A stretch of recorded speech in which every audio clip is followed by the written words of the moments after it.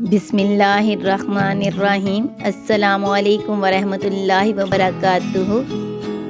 سیدنا ابو الاسلام رضی اللہ تعالی عنہ سے روایت ہے کہ مسجد حمص میں ان کے پاس سے ایک آدمی گزرا جسے لوگ خادم رسول صلی اللہ علیہ وآلہ وسلم کہہ رہے تھے۔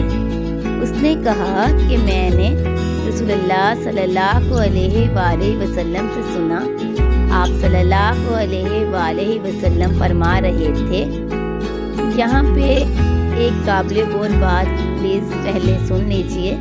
جب بھی آپ صلی اللہ علیہ وآلہ وسلم کا نام سنیں تو ایک دفعہ زبان سے صلی اللہ علیہ وآلہ وسلم ضرور کہا کریں، کیونکہ یہ کہنا فرض ہے۔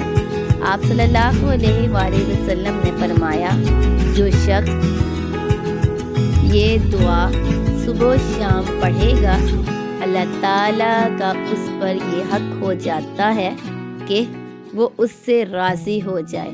آپ کو یہ دعا آپ کی اسکرین پر نظر آ رہی ہے، برائے مہربانی اسے ایک دفعہ ضرور پڑھ لیجئے۔ میں آپ کو اس کا ترجمہ پڑھ کر بتا رہی ہوں۔ میں نے اللہ تعالیٰ کو بطور پروردگار، اسلام کو بطور دین اور محمد صلی اللہ علیہ وآلہ وسلم کو بطور نبی بخوشی تسلیم کیا۔